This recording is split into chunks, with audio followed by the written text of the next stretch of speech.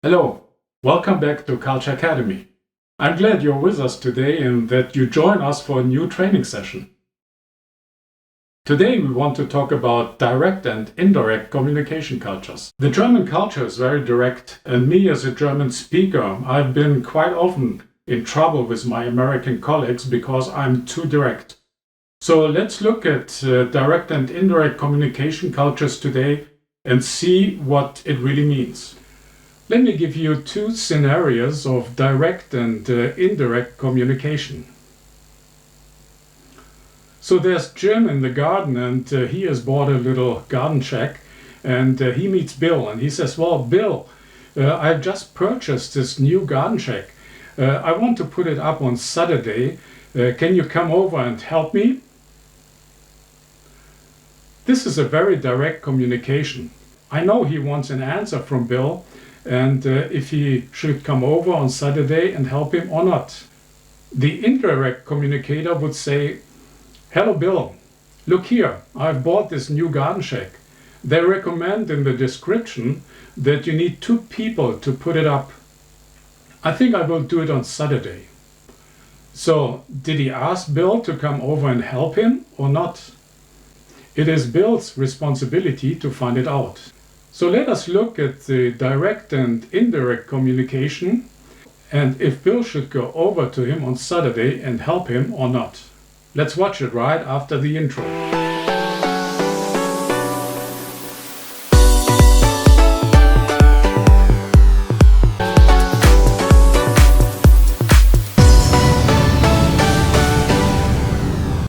In one of our recent videos, we have already talked about high context and low context.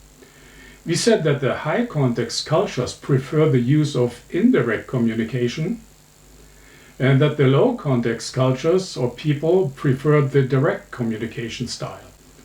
So let us go more into details with that statement.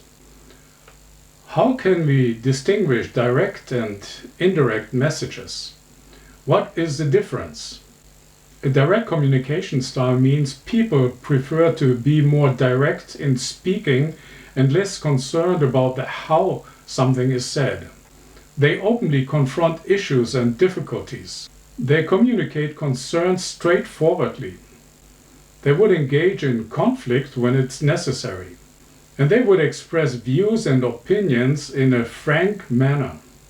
They would say things very clearly and not leaving much space for interpretation. The direct communication style uses upgraders such as absolutely, totally, or strongly, always, completely. Or they would say this is totally wrong. An indirect communication style means people prefer to focus not just on what is said, but on how it is said. Discreetly avoid difficult and contentious issues. They would express concerns very tactfully. They also would avoid conflict if at all possible. They would express views or opinions very diplomatically.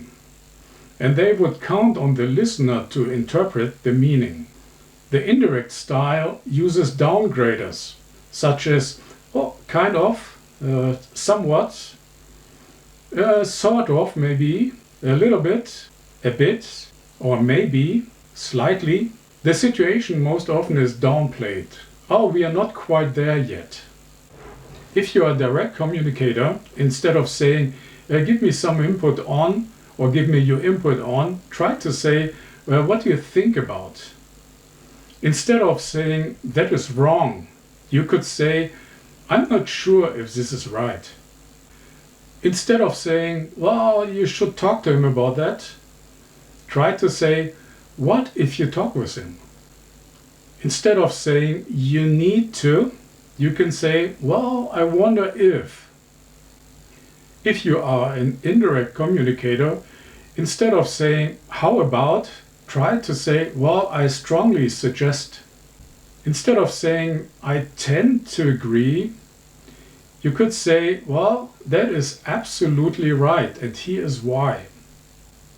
Instead of saying, well, I think maybe, try to say, my strong advice is. Instead of, well, what if, you could say, I recommend. Now let's look at the scale and look where the different countries are on the direct or indirect communication style. On the style of the direct communication, we find the Netherlands, we find Russia, we find Germany, there's Denmark, Norway and France. Kind of in the middle are the Latin European countries like Italy and Spain, a little bit of France, also Brazil and Mexico, but also US, Canada and the UK. And on the indirect side, we find India, China, Saudi Arabia, Korea, Kenya, Ghana, Thailand and Indonesia. If you look at indirect and direct, or direct and indirect communication style, what do we need to learn from that? Well, we can learn about looking at the perspective of how do I communicate well with the other cultures? How do other cultures read my communication if I'm talking direct or indirectly?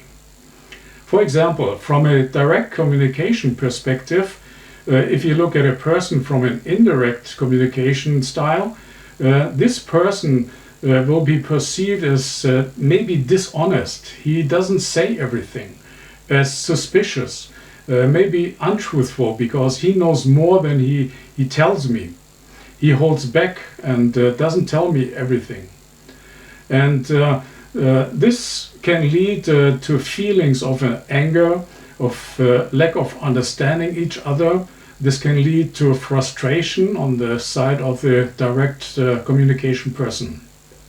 From the indirect communication perspective, a direct communicator can be perceived as impolite, as too noisy, as brash, as offensive. He's talking too hard, he's talking too loud, and he's talking just too direct. This can lead to feelings of embarrassment, to a lack of understanding, a lack of respect, and the indirect person wants to shut down or withdraw. Well, finally, let me give you a little homework. Let's take our scale of direct and indirect communication and mark where you find yourself on the scale. If you have done that, then mark where somebody from your host culture or a colleague or neighbor with a different culture is on that scale. And then you can compare yourself with the other marks on the scale. And ask yourself, well, what does it mean for my communication with my colleague or with my neighbor? How do I need to change my communication? How do I need to talk to a person from that culture? What do I need to observe while I'm talking to him? Am I too loud? Am I too direct? Or am I too indirect? A second little exercise, if you're from a direct communication culture, watch somebody from an indirect culture and find out and mark 3 indirect observations in their communication. Or vice versa, if you are from an indirect communication culture, observe that other person and write down 3 direct communication examples. And then tell us in the comments what you have found out. Tell us the differences, and we would love really to hear from you and see what you have found out concerning the direct and indirect communication. What have you learned from that?